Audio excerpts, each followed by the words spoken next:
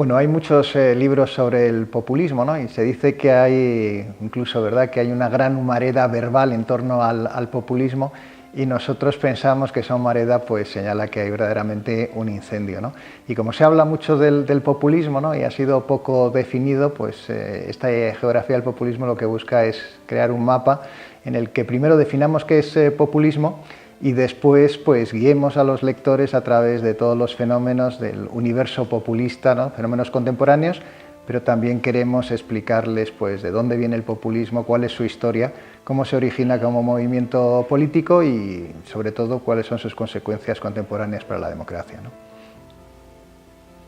Bueno, hay quien sostiene que el populismo es un estilo político, ¿no? Pero nosotros a eso lo llamamos demagogia, ¿no?, que es el uso de los temores sociales, ¿no?, y también pues, el uso del halago, ¿no?, hacia el pueblo, ¿no?, y las pasiones que están instaladas en la opinión pública, ¿no? Nosotros desestimamos ese fenómeno, ¿no?, como un fenómeno más o menos normal, ¿no?, dentro de la normalidad del discurso público democrático, ¿no? Y nos ocupamos del populismo como ideología, ¿no?, que es algo distinto, ¿no?, que tiene que ver con una estructuración del discurso público en torno a unas ideas que alimentan un tipo de acción política particular, ¿no?, que nosotros calificamos de populista, ¿no?, y que básicamente tiene que ver con la idea de que las sociedades, ¿no?, en la definición populista, pues están atravesadas por un conflicto irresoluble entre dos voluntades, una la de un pueblo, que es un sujeto colectivo que es necesariamente bueno, ¿no?, y otra, ¿verdad?, un sujeto malvado, ¿no? Hay una moralización, ¿no?, del discurso público en el populismo, esta es parte de su ideología, y la afirmación, ¿no?, de que el pueblo pues siempre es bueno, y en las democracias, como por definición el gobierno del pueblo, ¿no?, es lo que las caracteriza, pues si no se realiza el gobierno del pueblo, pues de alguna manera no hay propiamente verdadera democracia, ¿no? La ideología del populismo se reduce prácticamente a esto, pero tiene consecuencias importantes, ¿no?, sobre la vida de las democracias. Bueno, hay varios populismos latinoamericanos y hay varios populismos europeos, ¿no? Nosotros en el libro atendemos a las tres oleadas del populismo americano, ¿no? La primera oleada, la de los años 30-50, ¿no?, que está vinculada a una especie de fascismo de después del fascismo, ¿no?, en los casos de Getúlio Vargas y Perón en la Argentina, ¿no? Después nos ocupamos también, ¿no?, de la segunda oleada populista, que tiene que ver con la última década del siglo XX, y sobre todo atendemos los casos de los populismos contemporáneos en América Latina. Casi todos ellos se caracterizan, ¿verdad?, por un énfasis sobresaliente, ¿no?, en la cuestión del socialismo, ¿no?, y la igualdad y la justicia social como característico, ¿no? Y por eso mucha gente sostiene que son populismos de izquierdas, ¿no? Es curioso porque la izquierda durante mucho tiempo repudió el fenómeno populista y, sin embargo, de alguna manera estos populismos pues han aceptado, ¿no?, esta connotación más o menos izquierdista. Los populismos europeos, sin embargo, en general son caracterizados como populismos de derecha, ¿no? En realidad hay populismos de izquierda y de derecha en el continente europeo. El que sean de derechas o de izquierdas tiene que ver sobre todo con el origen de los partidos extremistas que dieron lugar a estos populismos contemporáneos, ¿no? Pero en su práctica política se parecen mucho unos y otros, ¿no? De hecho, la diferenciación entre izquierda y derecha es algo que recusan los populismos en general y particularmente los populismos europeos, porque de alguna manera refleja un pluralismo en la sociedad que a ellos les resulta incómodo, ¿no? Digamos que los populismos no quieren colocarse en el eje izquierda-derecha, que de esta manera legitima, ¿no?, las diferencias de opiniones en la sociedad, ¿no?, y de alguna manera es congruente con el pluralismo, sino que prefieren una espacialidad distinta, que es el arriba y el abajo, donde se sienten más cómodos, donde digamos que hay un nivel horizontal, que es el del pueblo con el que ellos se identifican, y otro nivel superior, ¿no?, que es el de la casta, la oligarquía, que es el que recusan, ¿no?, como el antipueblo, como el enemigo del pueblo, como el objetivo político a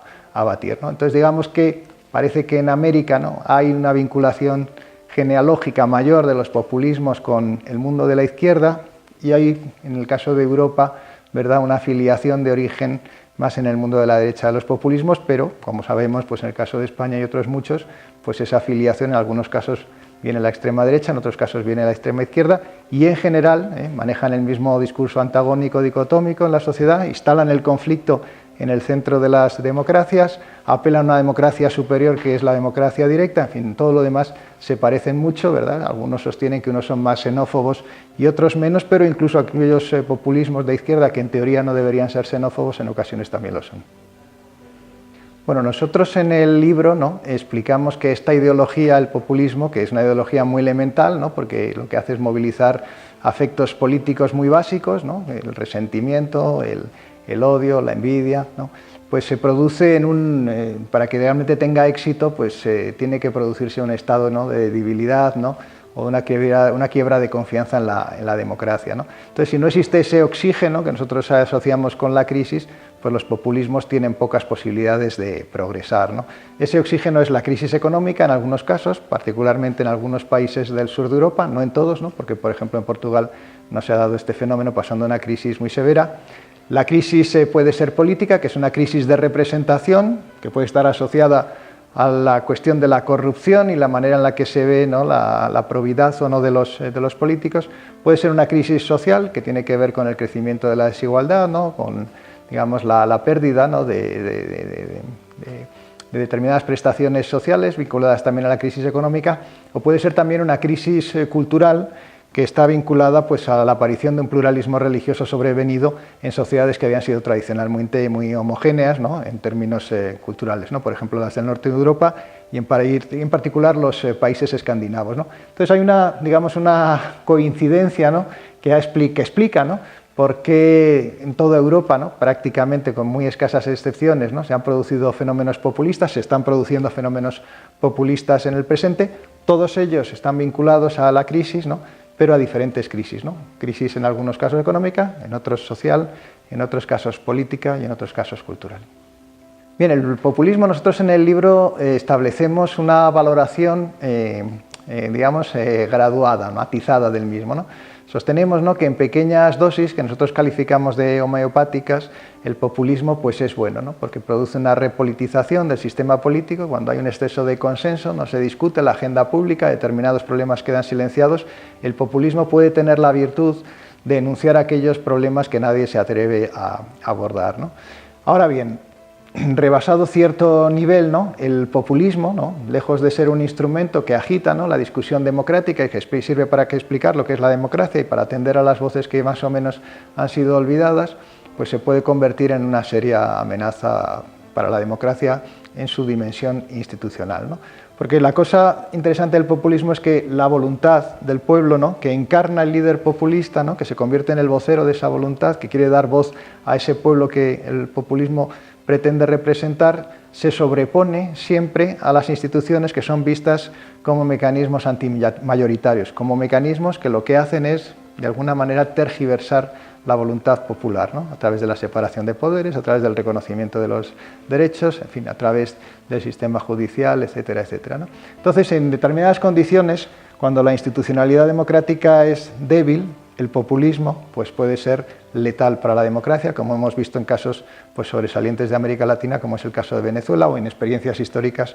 como la del peronismo en Argentina. Sin embargo, ¿no?, la cosa paradójica es que incluso en aquellos países, ¿no?, en los que ha habido una importante oleada populista, ¿no?, como por ejemplo en los países escandinavos, en lugares como Noruega, ¿no?, como Dinamarca o como Finlandia, donde el populismo pues se ha acercado a tener responsabilidades de gobierno o a, de alguna manera, determinar la agenda política, en casos, por ejemplo, como Austria, que lo hemos visto muy recientemente con las elecciones presidenciales. Curiosamente, ¿no?, dado que la institucionalidad democrática es muy fuerte en esos países, pues digamos que la democracia no se ha visto perjudicada en su dimensión institucional, ¿no?, porque todos estos países, si atendemos a los rankings, ¿no?, más reconocidos de calidad democrática, pues siguen siendo los más democráticos del mundo, ¿no? Entonces, también un aprendizaje importante, ¿no?, es que la política en aquellos lugares en los que el populismo se hace presente se vuelve más hosca, más adversaria, más conflictiva, más desagradable, donde hay una marea antipolítica importante, o sea que se vuelve cotidianamente, digamos, más conflictiva, ¿no?, más fea, si se quiere, ¿no?, pero no necesariamente significa que sea de peor calidad, ¿no? Esto únicamente ocurre en aquellos lugares donde la institucionalidad democrática está en duda, no tiene suficiente legitimidad o es débil.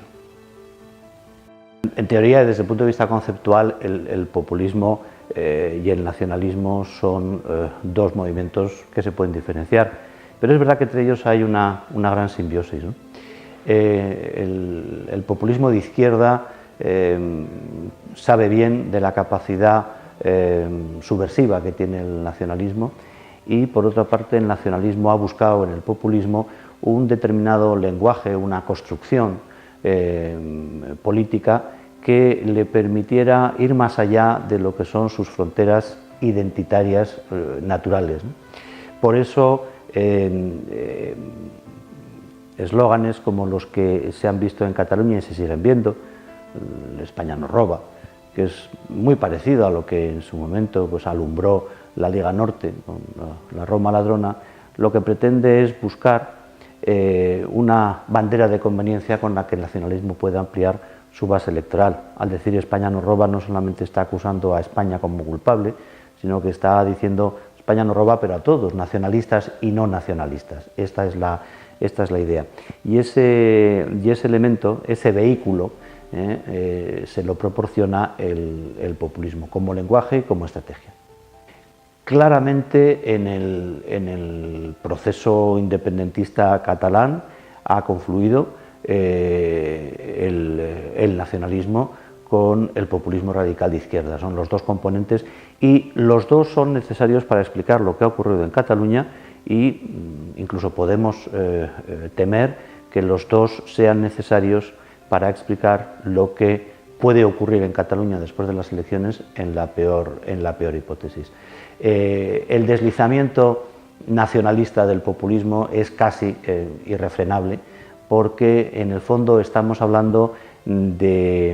elementos muy parecidos. El pueblo por encima de la ley, la definición de un pueblo excluyente del que no forman parte los que no entran dentro de esa comunidad nacionalista y por tanto son malos vascos o malos catalanes, la confrontación con todo lo que sea pluralismo social, porque evidentemente el pluralismo siempre es un límite a los objetivos hegemónicos que el nacionalismo tiene y esa necesidad de arrogarse la representación de todo un pueblo, de toda una nación. Estos son claramente digamos, degradaciones conceptuales que comparte tanto el populismo como el nacionalismo. Lo que sí da la impresión es que la llamada cuestión nacional al populismo en España se le está atragantando. Primero porque es muy difícil plantear un discurso de izquierda y al mismo tiempo asumir, además de izquierda radical, de izquierda transgresora para entendernos, y al mismo tiempo asumir una buena parte del lenguaje, digamos, del marco de referencia del nacionalismo, ¿no? El populismo, de hecho, ha tendido o ha oscilado entre dos planteamientos. Uno, considerar que el problema de los nacionalistas era un problema de enfrentamiento de élites extractivas, por utilizar ya el concepto acreditado, élites extractivas catalanas frente a Madrid, élites extractivas vascas frente a Madrid, y que por tanto esa no era su batalla política, pero es verdad que lo que parece que está prevaleciendo es un acercamiento al nacionalismo. ¿Por qué? Primero, porque ese es un lenguaje, insisto, en el que al final se encuentran. Cuando uno se desliza por esa pendiente, al final populistas y nacionalistas se encuentran con que hablan lenguajes muy parecidos. Y en segundo lugar, porque el populismo en España tiene un objetivo y es acabar con lo que ellos denominan el régimen del 78. Y para acabar con el régimen del 78, es decir, para acabar con el sistema constitucional, para acabar con las libertades, para acabar con el pluralismo garantizado en nuestra Constitución, los nacionalistas, en su deriva más radical, pues pueden ser un aliado útil. Por tanto, aquí tendríamos que tener un poco la visión del espectador ante un juego de manos, de un prestidigitador, ¿no? Porque a lo mejor estamos muy atentos a una parte del número que consiste en pretender la independencia de Cataluña, etcétera, y a lo mejor nos estamos olvidando de lo que el prestidigitador tiene en la otra mano, que no nos damos cuenta, y es la quiebra, la ruptura, el colapso, la destrucción del sistema constitucional, de la Constitución española y de todo lo que ha significado la transición española en nuestros días. Tenemos que atender a ese juego que se desarrolla en dos pistas, es un juego extraordinariamente peligroso, y saber que cuando el populismo hace concesiones al independentismo en Cataluña, no son concesiones gratuitas, sino que alimentan una estrategia común de destrucción de la Constitución española. Yo creo que el nacionalismo ha encontrado un lenguaje populista, ha encontrado unas determinadas técnicas de movilización y ha entrado claramente en la utilización del populismo para, si podemos hablar de esta manera, socializar el independentismo, ¿no? Y en ese sentido pues ha buscado ser un movimiento más transversal, en el que realmente en la reivindicación independentista se pueden reconocer gentes de muy diferente extracción social, económica, profesional. Coincide en la creación de un enemigo. Nunca el nacionalismo ha verbalizado, ha formalizado, ha explicitado con tanta claridad, ¿no?, la idea de España como enemiga, olvidando todo su pasado de pragmatismo que había caracterizado la presencia del catalanismo en la vida pública española. Nunca se ha formulado de una manera tan evidente, ¿no?, el objetivo de erradicar el pluralismo de la sociedad catalana, y el populismo es fundamentalmente antipluralista. Lo vimos en ese ignominioso pleno del 6 y del 7 de septiembre, en la que el nacionalismo simplemente negó a la mitad de la sociedad catalana su derecho a estar representado. Por tanto, creo que el nacionalismo, siendo teóricamente distinto del populismo, desde luego es hoy por hoy su alumno más aventajado.